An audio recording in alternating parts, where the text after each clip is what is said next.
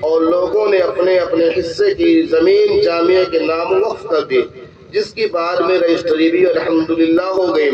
اس طرح سے 10 حصے سے زیادہ اراضی وقف کی صورت میں ہاتھ آئی تو ہمت اور آگے بڑھی، اور 6 اپریل 2017 کا دن وہ مبارک دن تھا کہ جب رب کائنات نے نوجوانوں کے حوصلہ اور جذبات کی لاج رکھی اور دیوبند کے مفتی اعظم حضرت مولانا مفتی حبیب الرحمان صاحب خیر آبادی دامت برکاتہم کے ہاتھوں بنیاد کی خشت اول رکھی گئی، اور رات کے اجلاس میں حضرت علامہ انور شاہ کشمیری رحمۃ اللہ علیہ کے چشم شراب اور دارالوقف کے شیخ الحدیث مولانا احمد خضر صاحب دامت برکاتہم اور امارت شریعہ بہار کے مفتی سہراب صاحب نے اپنے بیانات سے عوام کو محفوظ کیا۔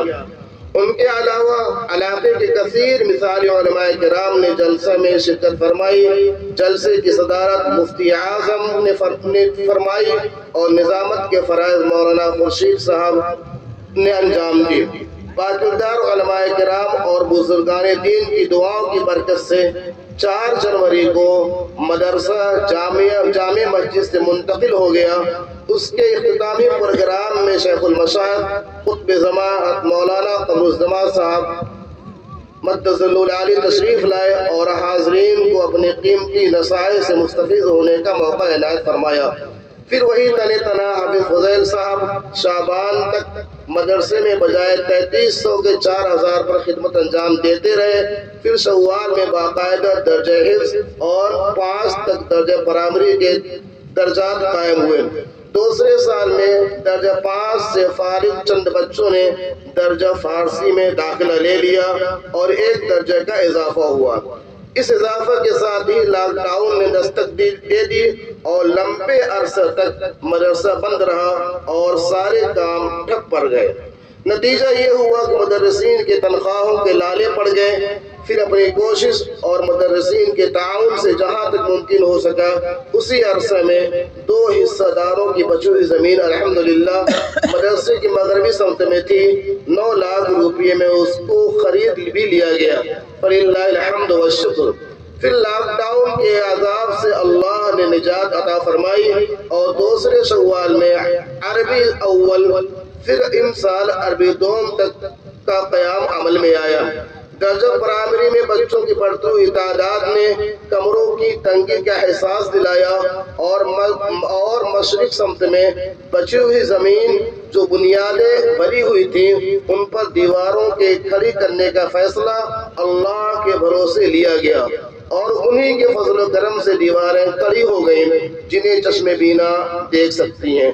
رہا مسئلہ سیلاب کا تو اللہ تعالی جن لوگوں کو اس کار خیر کے لیے قبول فرمائیں گے سیلاب کا انتظام کریں گے۔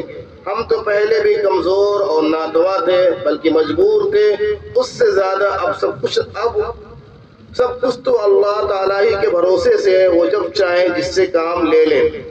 جامعہ میں شعبہ نسواں کی ضرورت۔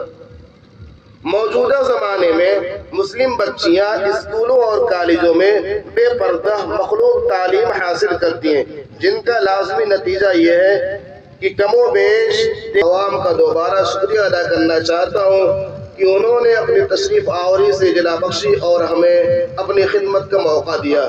ہمیں اعتراف ہے کہ ہم نے معزز مہمانوں اور آنے والے سامعین کی حیثیت کے مطابق کوئی انتظام نہیں کیا اور اپنی علالت اور قلت سامانی کی وجہ سے شایان شان کوئی خدمت نہیں ہو سکی۔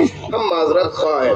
بڑی ناشکری ہوگی اگر میں اپنے مدرسے کے اساتذہ کرام کی محنتوں کا اعتراف نہ کروں کہ ان کی شبانہ روز محنتوں کی وجہ سے یہ خوشگوار پروگرام عمل میں آ سکا۔ تاہم اگر کوئی کوتاہی اور کمی کسی انتظام میں رہ گئی تو یہ کوتاہی اساتذہ کی نہیں، میری اپنی مجبوری ہے، میں خود کچھ کر نہیں سکتا۔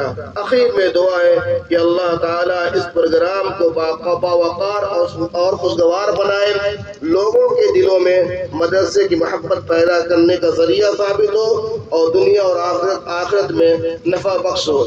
اسی طرح میں گاؤں کے اپنے نوجوانوں کو مبارکباد دیتا ہوں اور ان کا بھی شکریہ ادا کرتا ہوں کہ انہوں نے اپنی بھرپور اپنی صلاحیتوں کا مظاہرہ کیا اور جلسہ کی کامیابی میں ان کا نہایت اہم رول رہا ہے۔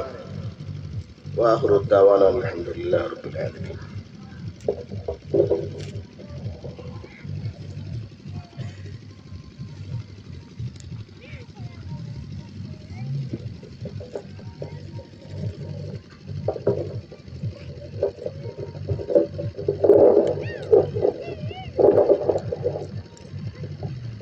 مدرسے کا ترانہ پیش کرنے کے لیے میں محمد شعیب احمد